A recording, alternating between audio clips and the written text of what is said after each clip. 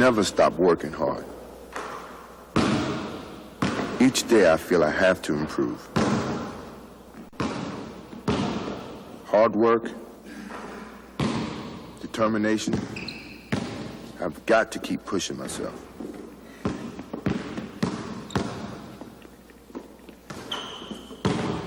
I remember when I was 5 years old, dunking in trash cans on my knees, waiting for that day I would be able to really do it. And then one day, it happened. I was in the 9th grade. It was a JV game, and I was only 5'8". Now, in practice, I've never been able to get up that high. But the adrenaline was pumping, and I just took off. It all happened so fast. I wasn't quite sure what I'd done. But you know, I just really loved that feeling. Hi, my name is Michael Jordan. I want you to take a trip with me and discover the secrets that I've known for many years. That man was truly destined to fly.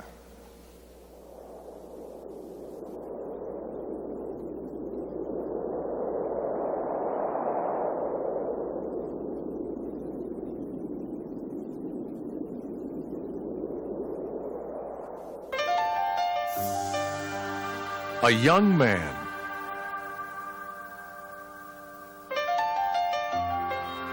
with dreams of greatness on the baseball diamond, possessing the burning desire that could get him there. These are visions of what might have been. But reality has never looked so good.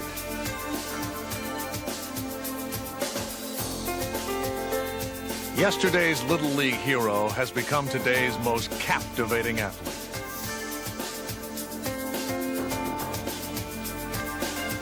His elegance on the court has transformed the game into an art form.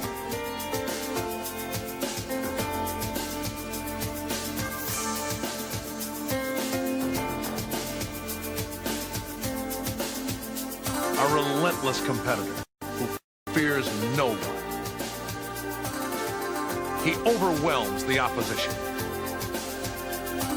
patrolling the airways with a reckless abandon. He is an unyielding defender with uncanny instincts. Thriving in adversity, he will always find a way.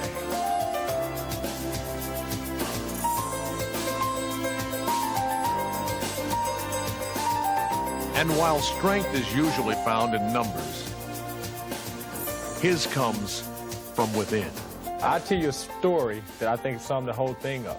We was playing Chicago in Salt Lake. They switched and put John Stockton on it, and he turned around and dunked on Stockton. So some guy got up and almost followed him down the sideline and said, "Hey, Jordan, pick on somebody your own size." Next time down the floor, he dunked on Mel Turpin. And went over and looked at the guy and said, "Was he big enough?" His astounding ability seems boundless. The guy literally is embarrassing the league. He's that good. He's a phenomenal player. There isn't anything he can't do. Michael in from the left side, jammed it right over Rollins. Michael Jordan. And in his quest for perfection, he takes the game to new heights. The perfect player to me is probably 6'5", 6'6", 200 pounds, jump like Michael Jordan, wear number 23 like Michael Jordan, and shoot like and play like Michael Jordan. Jordan into the front court, in on Neil Wagner, It's Dale Ellis off to the right. Jordan on the drive, falls down underneath. Ball loose, McDaniel had it stolen by Jordan. Michael's got a breakaway, this game is over. The lead pass to Michael Jordan, this spells trouble. Jordan, who has it on the break, driving all the way in. Oh, God, an unbelievable move. He put it in and it counts. But greatness sometimes springs from humble beginnings. As a 5'11" sophomore, young Michael was noticeably absent from the varsity team. Yes, I'm the coach who cut Michael as a sophomore. We did it because we thought at the time it was the best thing for him and for our basketball program. He was still growing. He was a good ball player, but we didn't think he was good enough yet to really make the contribution on the varsity that we felt we needed. Determined to prove his coach wrong, Michael worked harder than ever, growing 4 inches and improving dramatically over the next 2 years. He would shatter all of Laney's scoring records while leading the Buccaneers to their first ever conference championship.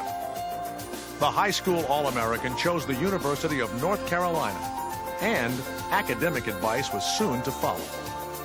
And I told him to go into math, but that's where the money was, which I think's hilarious. He probably does too. Concerned about Michael's future employment, Laney's principal wanted him to attend Air Force academies are always a very excellent educational choice, and certainly the commitment to the armed forces would have given him employment after college. This one-man squadron would eventually form his own Air Force, Air Jordan. Chapel Hill, home of the University of North Carolina, a school rich in basketball tradition. Initially, skepticism arose as to whether Michael could excel at the college level. Coming up in high school, I wasn't that known as a basketball player. I wasn't that known until I came to North Carolina, and no one in Wilmington thought I could really step in and play a lot of time. I mean, everyone thought I was going to go to North Carolina and sit on the bench for 4 years and then come back home and work at a local gas station or something. But no one anticipated that fame would come so quickly. The time, 18. Shot, Jordan! Michael Jordan! In the 1982 championship game versus Georgetown, the freshman had delivered to Coach Smith his first national title. And a star was born. And a lot of people didn't know I existed until I got here.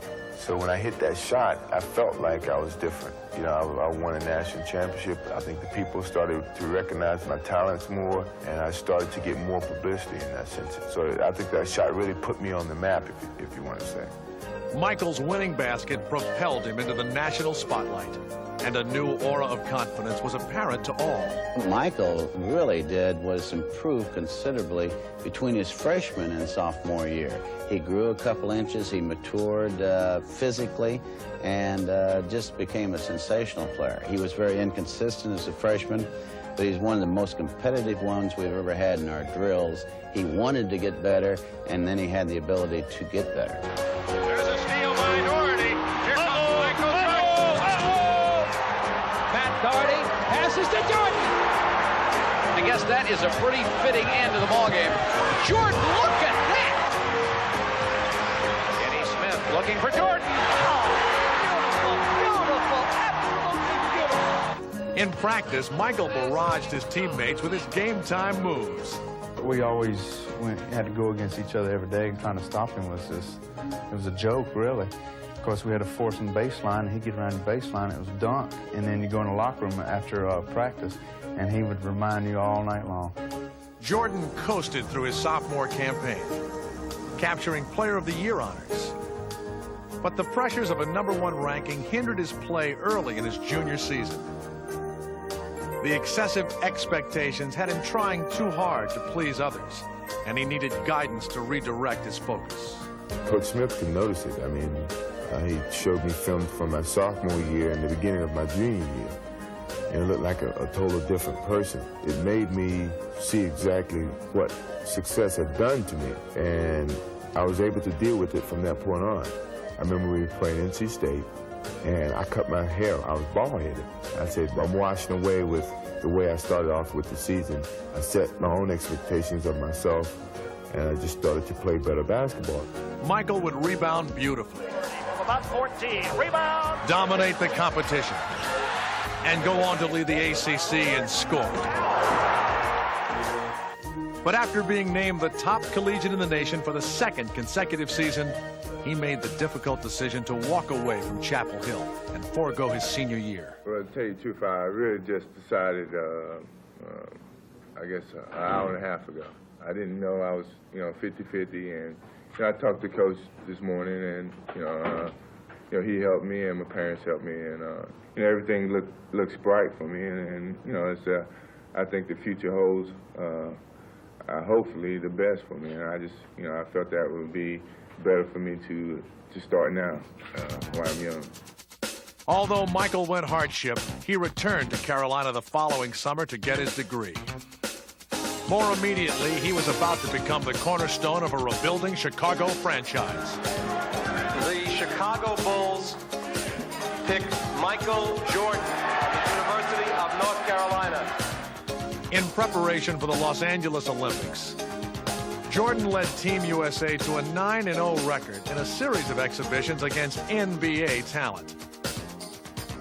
What I liked most about Mike was the fact that like everybody, he had some lapses in play and how hard he played, and yet all you had to do with him was go up and take him by the arm and say, Michael, you're not playing as well as you can play. And he'd just kind of look at you and grin and say, I know. And he'd go out and play harder, and he'd play better. And you put his willingness to compete with his athletic ability and his basketball skill, and that's why I simply have always said, since having had a chance to be around him, that he's just the best player I've ever seen play.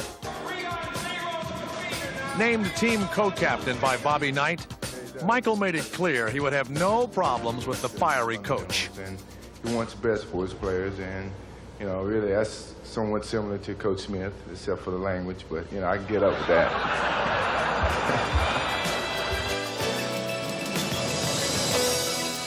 When the moment arrived, Michael was all business.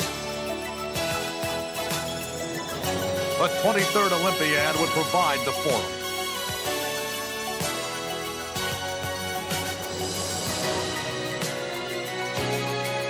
The glory of a gold medal was paramount. And playing against the rest of the basketball world, Michael would tower above the competition. The United States had a team deep in talent, but Jordan would emerge as the undisputable driving force. With Michael leading the team in scoring, the Olympic squad routed the opposition by an average margin of 33 points en route to a stellar 8-0 record. The gold medal game versus Spain was no different. Spearheading the blowout was the skinny kid from Wilmington, whose Olympic brilliance will always be remembered.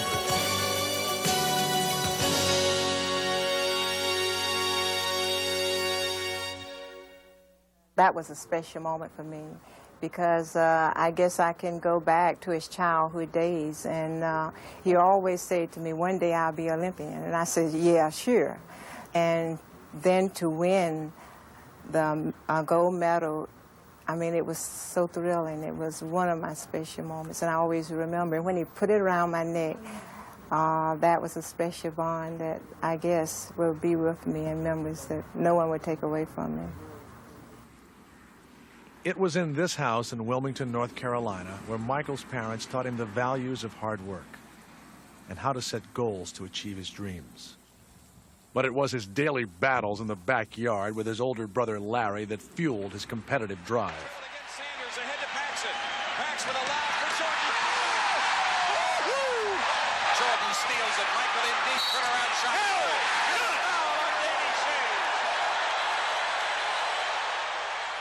We used to play an awful lot. You know, we would play every day. And I always normally beat him. The thing that always drove Michael crazy was that Larry would beat up on him so much. And I think that he really got competitive playing his own brother. So he really helped me create some determination in myself to beat him. If I could beat him, I felt I could beat anybody. And finally, when I started to grow and my skills started to catch up with my height, I started to beat him convincingly. Equally deserving of the credit is someone who showed him how to put it through the hoop. Keep your eye on the rim and concentrate. Like this? Like that? No, like this. Like this. Like this. Like this, Michael. And now give it some razzle-dazzle. That's my mom. Obviously, Michael derives his athletic ability from his mother's side. But how does one explain his 6'6" frame? After all, there hasn't been a Jordan over 6 feet in recent memory. I joke with my mother all the time about that. I often ask her how tall was the mailman on the milkman. Everybody, before they talk to me, like maybe I talk to someone on the phone, and they go, well, how tall are you? You know, I go, oh, I'm only 5'5", and they go, but how is Michael so tall? Who else is tall? And I go, Michael's the only taller in my family. And my dad's next, but he's only 6 feet. And they go, well, why is that? I go, I don't know, but I've seen the milkman, and I know it's not it. I've thought about that often, and I've come to one conclusion. Occasionally, you'll meet people that you look at, and you just know that they were born to do one thing. And God looked at Michael and knew that this kid would starve if he had to work. So he says, I better make an athlete out of him. So is it true Mr. Jordan would find Michael hanging from his chin-up bar, stretching himself in an attempt to grow taller? I tried to do that. I always wanted to be 7 feet, and I never could get that tall. I tried it a few times. I saw it on TV a few times, on the Brady Bunch or something like that, I saw that, and I tried to do it, and it didn't. I don't think it worked, but I'm tall, so it may have. And your dad's reaction when he found out? He thought I was nuts. And that's exactly what he drove NBA defenses. Staging an aerial display, the rookie left fans awestruck, collecting rave reviews at every stop, often unbelievable when running the floor. He was virtually unstoppable in the air. Air Jordan had landed, and the NBA would never be the same. More than just a scorer, the emerging superstar sought to create for others. Quickly becoming Chicago's leader, he sparked the Bulls with his contagious intensity. Michael was high-stepping his way to instant legend status and having a great time along the way. They have outscored the Bucks 9-0 here. Here comes Mr. Jordan is right. Everyone was trying to catch a glimpse of Jordan's high wire act.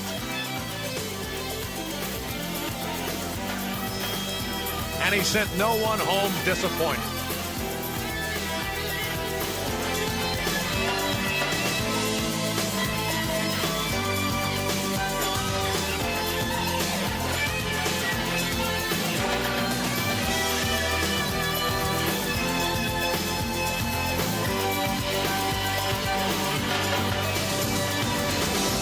Chicago was his. The Bulls were a hot ticket. And Michael was heir apparent to the title of NBA's premier ambassador.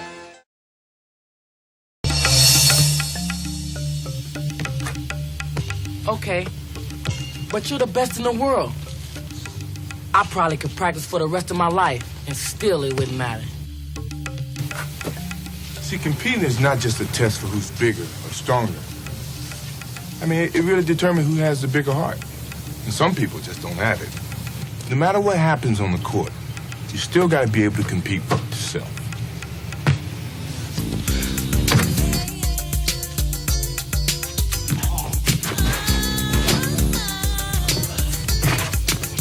But did you see the guys I was up against? They're bigger, they're stronger, and they're the same guys I gotta see tomorrow, again. Yeah, maybe they are better. Yeah, maybe you will get cut again tomorrow. But I don't think, after all this time and practicing and playing, that deep down in your heart, you don't think you have a chance. Don't be afraid. Go find out.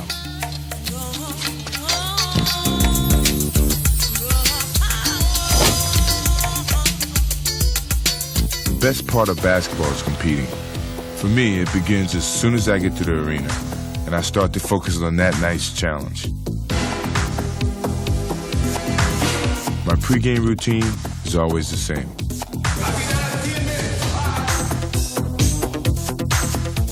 I get out on the court early to shoot around. I clear my mind, and I visualize what I'm going to do.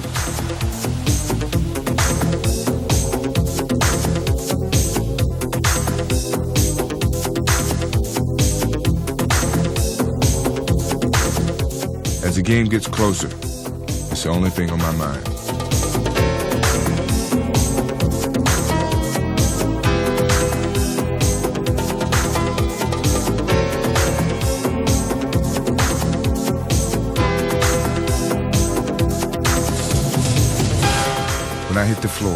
I can feel the excitement in the air.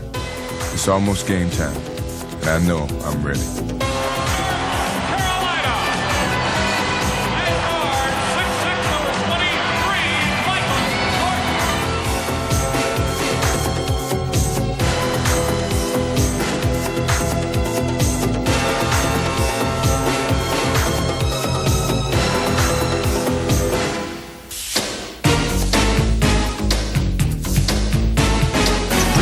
Chicago's got a pass and a Jordan! No!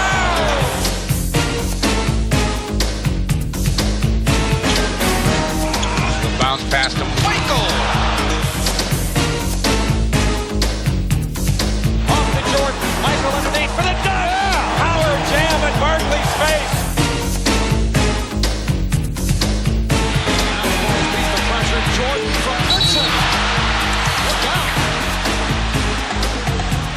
Of all the guys I play against, there's one who definitely makes me rise to the occasion. They go back to like the shootout. You know, it's like, okay. Atlanta has the trap on, right side packs it. Now they dish to Jordan for the dunk. Cross court to Dominique. Look out. 3-on-1. Behind the back to Jordan for the dunk. Showtime. We love to play against each other. You know, it's a thrill to watch him play. You know, when we play against each other, we have some serious battles.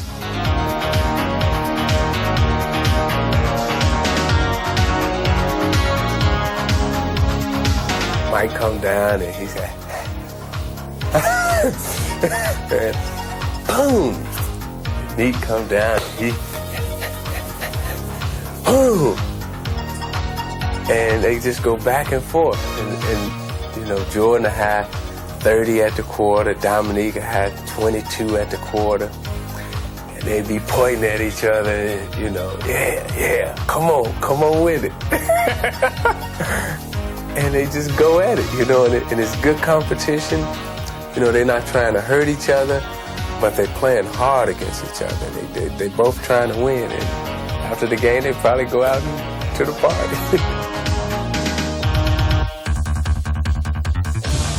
But as much fun as it is playing against Dominique, my toughest battles are with Joe Dumars.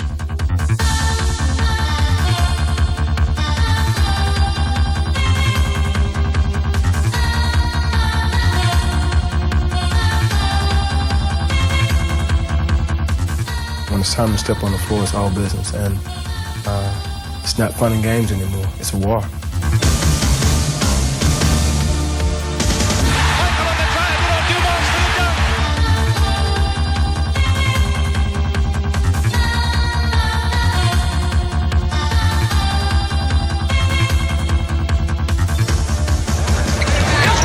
Baseline drive. 95% of the plays are for Michael Jordan, and the other 5% end up in his hand anyway.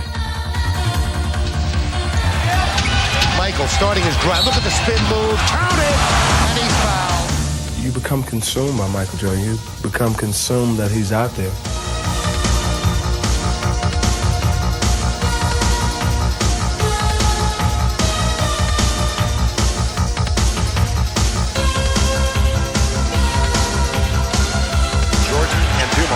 They will go at each other for the full 48 or as long as both are in there. When you make a mistake, it's not even a question of whether or not you're going to get burned. You're burned already. Here's Jordan, a steal from Dumars, takes it in for the dunk. Michael Jordan went to Dumars. No one plays me tougher than Joe. But when you're playing against the Pistons, that's only the beginning. With them, you're never going against just one guy.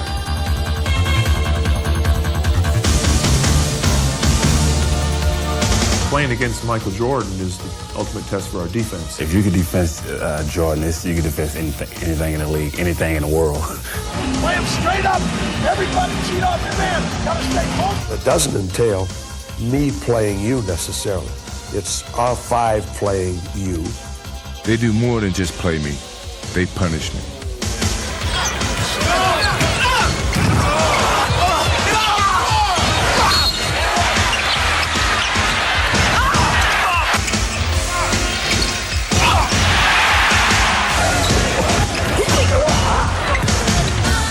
He takes a beating out on the floor. And, anytime he goes up for a shot in the lane, somebody's going to hammer him.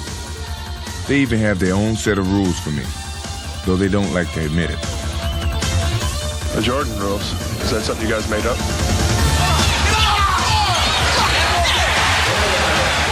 Jordan rule? No, I don't know what that is.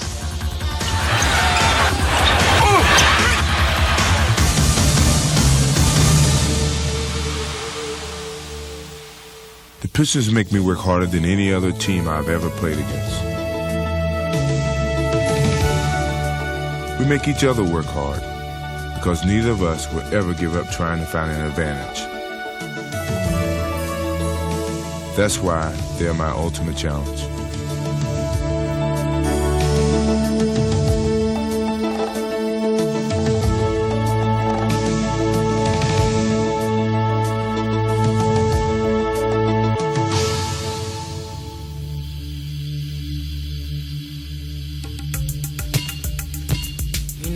I picture myself trying out 1,000,000 times.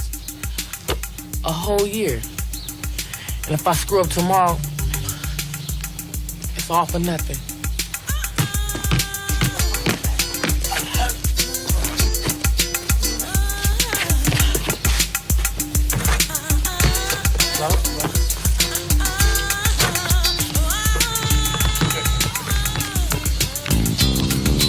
What's the worst thing about being cut, Walt? Knowing that I was scared. And I didn't play my game. When I first started to dunk, my biggest fear was that I wouldn't get up high enough to dunk the basketball. And I think at some point in time, you just gotta trust those feelings. You gotta trust that hard work has paid off. And you know what? I think it's time. Let's go.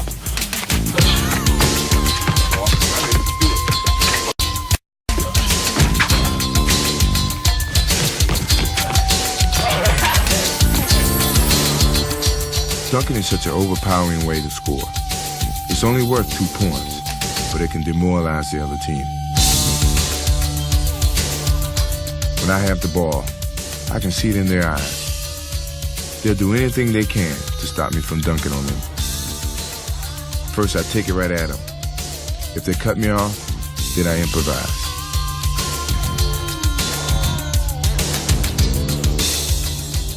But when I see an opening, I don't hesitate. I just attack the basket. Because when I take off, I feel like no one can stop me. 5, 4, 3, 2.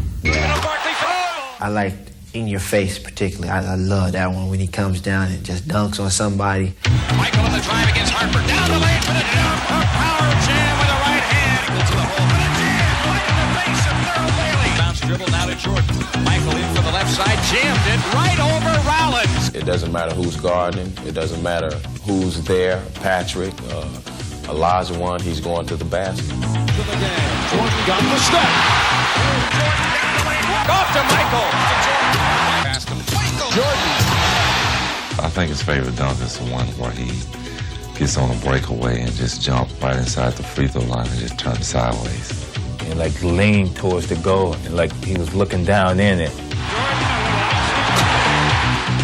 This is a marvelous dunk.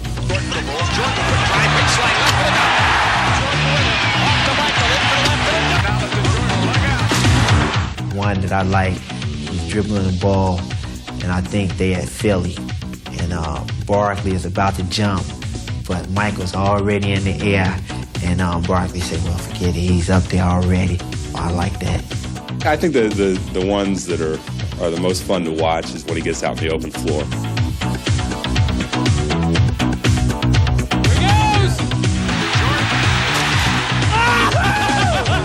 There's no hang time like Michael's.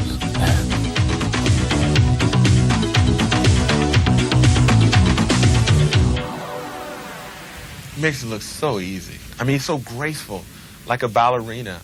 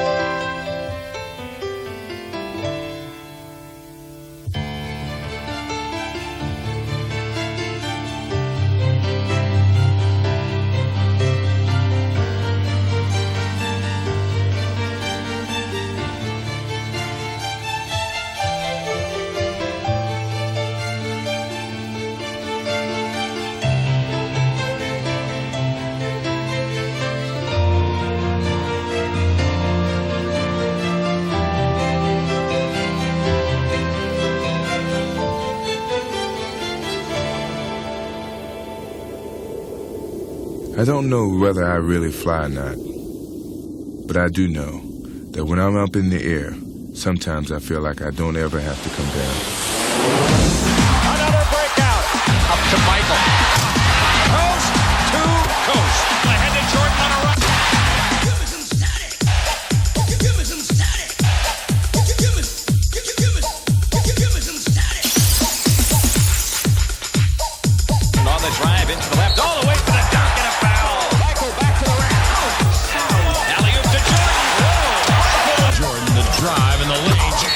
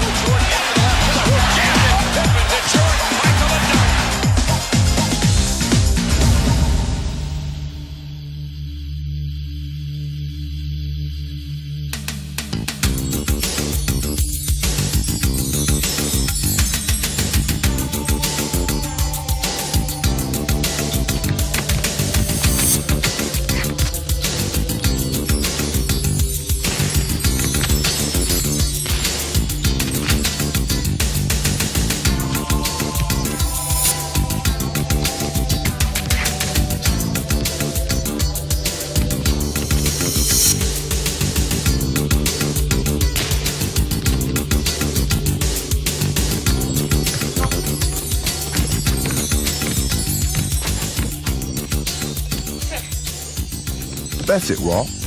You know, I think you might do all right tomorrow.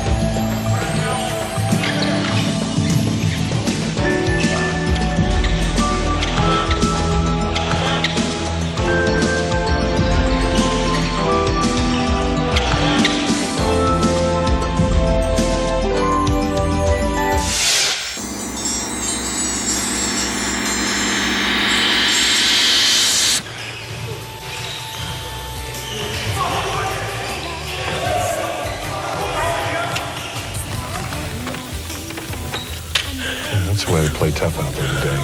Good job. Let's look deep inside. We've got to come together and keep hope alive. We've got to stand strong.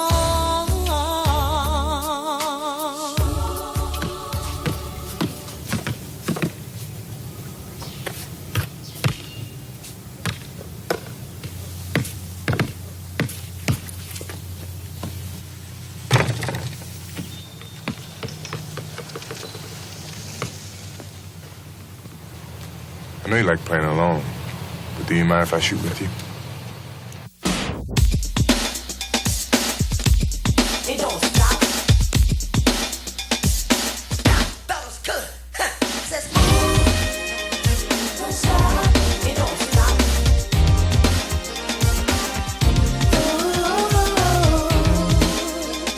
Don't stop. It don't stop.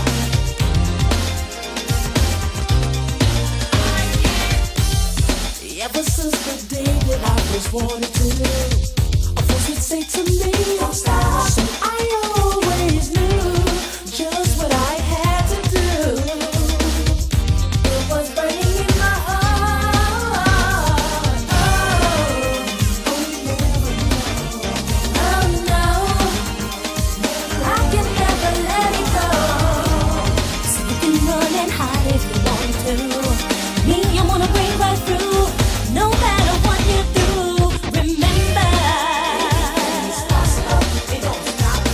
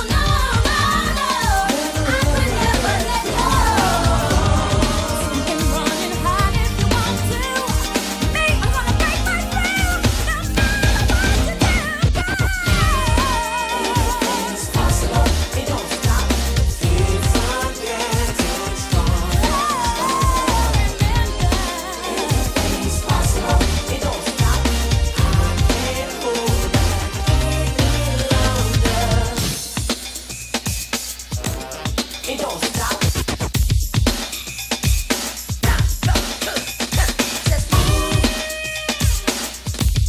It don't stop.